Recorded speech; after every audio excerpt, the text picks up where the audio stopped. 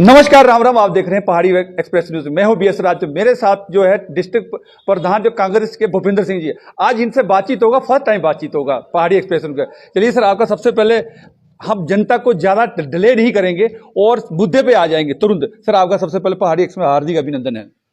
आपका भी हमारा डिस्ट्रिक्ट की तरफ से, डिस्ट्रिक्ट कांग्रेस कमेटी की तरफ से शुक्रिया। सर, आज क्या कहेंगे, क्या तैयारियां चल रही हैं आप लोगों की?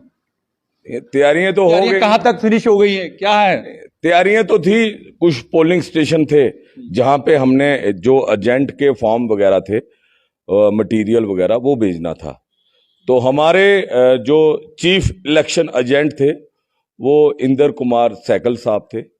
तो आपको बताना चाहता हूं कि पहले जितने यहाँ पे इलेक्शन कमीशन के ऑफिसर जहाँ पे काम कर रहे हैं, ये क्या कर रहे हैं कि अपना डिजिटल साइन रखा है और हमारे एजेंटों को कहते हैं कि आप सभी साइन करके फार्म दें। तो उसके कारण से थोड़ा टाइम हो गया, डिले हो गया, क्योंकि 2400 पोलिंग स्टेशन से ज़्यादा है तो वो उनको साइन करने पड़ रहे हैं। बल्ला साहब हमारे जो जम्मू सांबा रियासी के उम्मीदवार थे वो तो बिजी थे, मीटिंगे वहाँ पे, तो इसलिए थोड़ा डिले हो गया। लेकिन ऑलमोस्ट हमने कर लिया है, कंप्लीट हो गया, ऑलमोस्ट कंप्लीट कर दिया, बिल्कुल रेडी फॉर कंटेस्ट। नहीं, कंटेस्ट तो हम नहीं कर रहे, कंटेस्ट तो लोग कर रहे हैं रियासी डिस्ट्रिक्ट के। 2,34,000 वोटर कंटेस्ट करने जा रहा है। ये जो भारतीय जनता पार्टी का जो जुमलेबाजी थी ना भाइयों बहनों की, जो इन्होंने मूर्ख बनाया जम्मू कश्मीर के लोगों को, आप देखना बदलाव की लहर चल पड़ी है। जम्मू में जो कल रैली हुई है, जो जम्मू का डोगरा निकल के बाहर आया है, ये साफ संदेश है इस देश की हुकूमत करने वाले लोगों को कि आप लोग राज हमारा छीन के हमारे बच्चों को 20-20 मीटर पे बाइंड छाप दे के सोचते हो कि वोट देंगे। पहले आप डोगरा की जम्मू की बात करके आए, कश्मीरियों के आपने बोला कि ये अत्याचार करते हैं, तो इसलिए हम जम्मू के लोगों की आवाज बनेंगे, इंसाफ करेंगे। उसके बाद पिछले 5 महीने से देख रहे हैं वो गाना गाता है इनका पार्टी प्रेसिडेंट है बाबल है, गड्डी जांदी ते मैं दिखा चोरी चोरी, ऊन दिखो चोरी चोरी लखनपुर दे पार। बड़े सवाल किया सर उसको कि आपकी कंस्टिट्यूएंसी में आप वोट किसको डालोगे, क्योंकि वहां तो बीजेपी का कैंडिडेट है नहीं।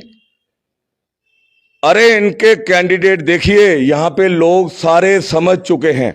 जो इन्होंने लोगों को गुमराह किया था कि हम 400 पार, आप देखना जम्मू कश्मीर से बीजेपी जो है ये लखनपुर पार जाने वाली है। मैं 1 मिनट रोकूंगा सर आपको। मैं छोटा सा एक हमारा सर्वे, चैनल का सर्वे में बताना चाहूंगा, अपनी जनता को बताना चाहूंगा कि सर्वे का पोजीशन क्या है। कल हमने एक पिक डाला जुगल किशोर प्लस भला जी के, दोनों एक हमने, आपने देखा हुआ कल डाला था। कल का जो रुझान, हालांकि मैं छोटा सा रुझान बताना चाहता हूं जनता को।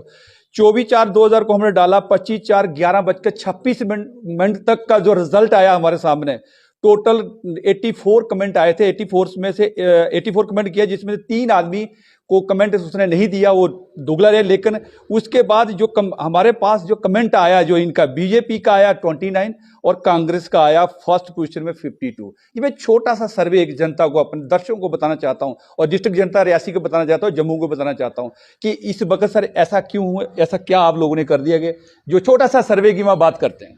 ये हमने क्या कहेंगे? ये हमने नहीं किया, ये चैनल नहीं, ये इनकी पॉलिसियों ने किया। जो एलजी साहब ने यहाँ पे और जो दिल्ली की हुकूमत ने यहाँ पे पॉलिसियां रखी, सबसे पहले तो हमें जो उन्होंने हमारी स्टेट छीन ली, उसके बाद हमारे सेक्रेटरीट में जो लोग कश्मीर से जम्मू आया करते थे, 6 महीने यहाँ रहा करते थे, वो एक रियल स्टेट हमारा, लोग जमीनें लेते थे, प्लाट लेते थे, शॉपिंग करते थे, काम करते थे। अरे बेड़ा गर्क कर दिया, जम्मू का व्यापारी रो रहा है आज।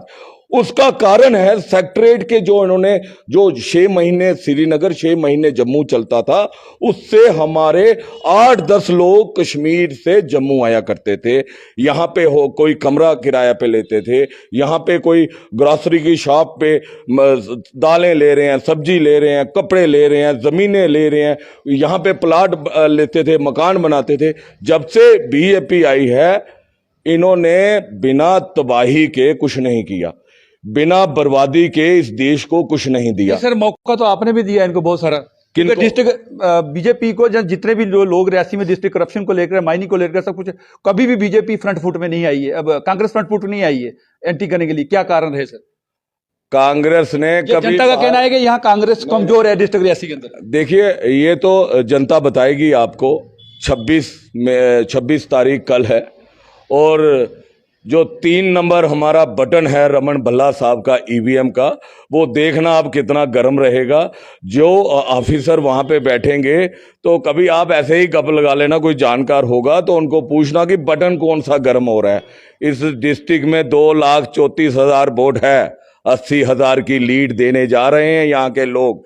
रात को 8 बजे तक लोग वेट कर रहे थे जब भल्ला साहब यहां से निकले हैं, और इतने वेलकम हुए हैं, इतने शानदार लोगों ने वेलकम किया है।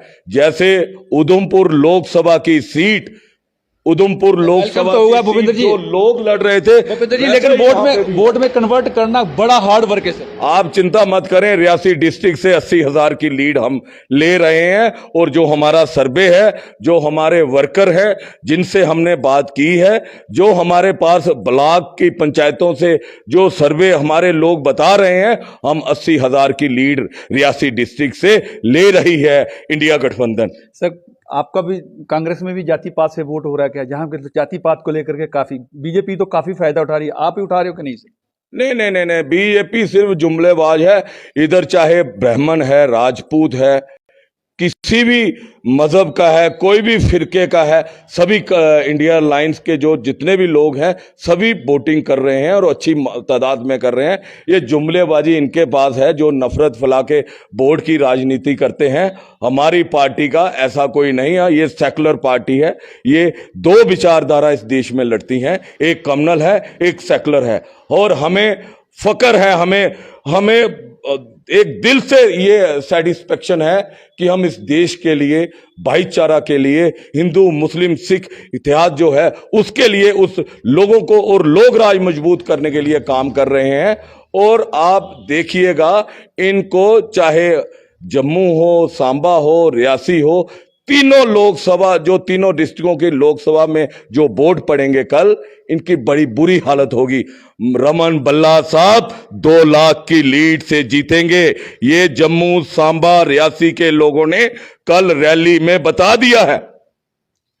सर देखिए, बीजेपी के रूपाला के ऊपर काफी टिप्पणियां की है राजपूत को, महिला को लेकर के, इसके ऊपर मतलब कांग्रेस ने क्या स्टैंड लिया सर राजपूतों को लेकर? नहीं, ये स्टैंड आप बीजेपी को पूछो, उनको पूछो, रविंदर रैना साहब को पूछो, या इनके जो लोग हैं, आप लोगों का क्या स्टैंड है। हम तो जूते मारते हैं ऐसे बंदे को, ऐसे आदमी को जो ऐसी सोच रखता है इस देश की। जो क्षत्रिय लोग हैं, इनकी जो हमारी जो क्षत्रियानियां थी, उन्होंने कई बार आत्मदाह किया है, जोहर किया है। इतिहास है हमारे लोगों का एक गौरवशाली। इन कुत्तों के बोलने से कुछ नहीं होता। चलिए शुक्रिया जनाब। सर आप थोड़ा इंट्रोडक्शन दें और आप अपना पक्ष रखें कि क्या क्या कहना चाहेंगे, क्या संदेश देंगे सर इस पर्व के ऊपर? मैं Vijay Sharma, senior vice president हूं डिस्ट्रिक्ट कांग्रेस कमेटी का। तो इस बार जो हमने देखा, जैसे भी हम प्रचार के लिए गए, कन्वेंसिंग के लिए गए, तो लोगों में एक बदलाव की सोच है और लोग खुलकर सामने आ रहे हैं। हमारा सिर्फ झंडा देखते हैं गाड़ी पर हाथ का तो लोग पीछे दौड़ पड़ते हैं कि कोई आया हमारी सुध लेने, और कहते हैं हम तुम्हारे साथ हैं, और रोक लेते हैं गाड़ी को। हमें उनके पास उनको इकट्ठा करने के लिए जाने की जरूरत नहीं है। वो बोर्ड में कैसे कन्वर्टेड करोगे? बोर्ड में क्या स्ट्रेटेजी थी आप लोग? वो गाड़ी देख के नहीं आते हैं, वो वोट देने के लिए ही आते हैं। जहां हम जाते थे, जहां खड़े होते थे, इवन के डांस करना शुरू हो जाते थे कि हमारी पार्टी आई, हमारे लिए सोचने वाली आई है। क्यों कि बीजेपी ने लोगों के लिए जो पॉलिसीज बनाई हैं वो उनको दुखी करने के लिए बनाए गए। इवन के नौजवान जो है पढ़ा लिखा, वो तो बहुत दुखी है, और पढ़ने वाला बच्चा जो चाहता है कि हम आगे हमारा फ्यूचर क्या होगा, पेरेंट्स उसको पढ़ाना चाहते हैं, लेकिन 10+2 के बाद अब एंट्रेंस देना पड़ता है, जैसे कि कोई MBBS के लिए जा रहा है। तो इससे लोग दुखी हैं, नौकरियां नहीं हैं। आर्मी वालों के लिए जो लोग गांव के होते थे कि दौड़ लगाते थे, सेहत बनाते थे और कहते थे कहीं आर्मी में जाएंगे और वहां जाके कुछ पैसा कमाएंगे, लेकिन आर्मी के जो इन्होंने जो बदल के उनका टेन्योर खत्म कर दिया और अग्निवीर शुरू कर दी, उनका नाम अग्निवीर रख दिया, और अग्निवीर का मतलब उनमें ये प्रावधान रखा कि 4 साल के बाद उनको रिटायर करना है और थोड़े से पैसे देकर जाना। उसके बाद वो कहाँ जाएंगे? उनके 4 साल तो वो ज़्यादा जाया हो गए ना, ना वो पढ़ने में गए, ना वो कंपटीशन में गए।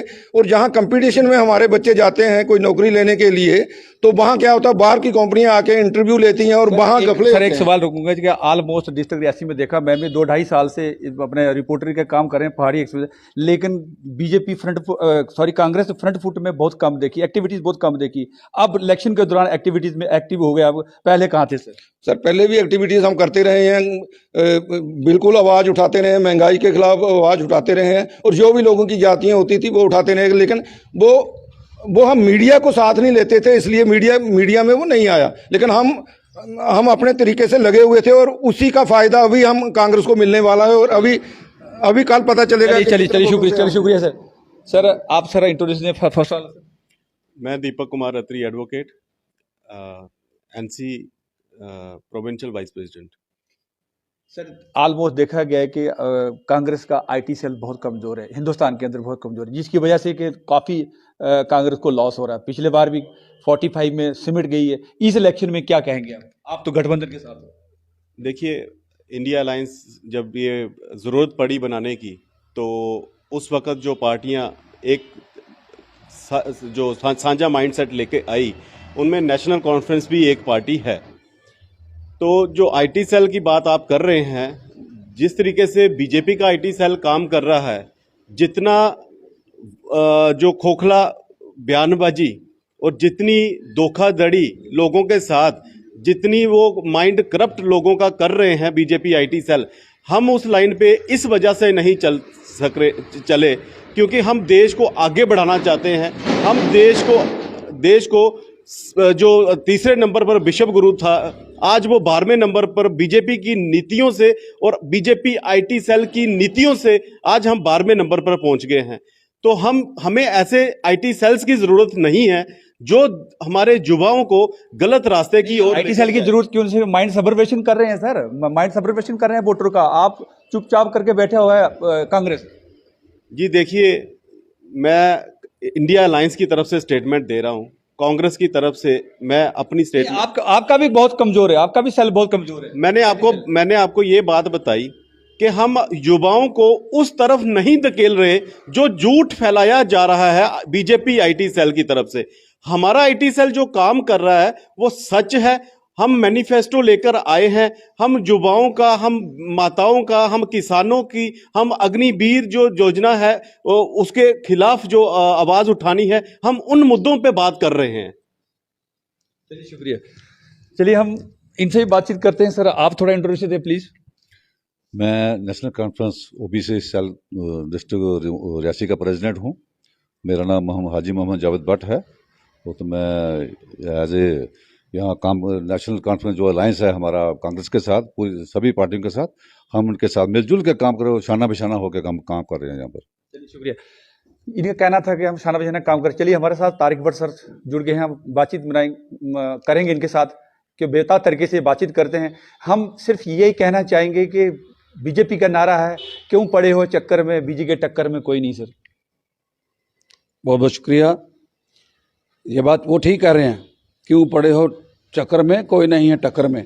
वो हमारे लिए कह रहे हैं क्योंकि उनको पता है कि हम कांग्रेस का मुकाबला नहीं कर सकते।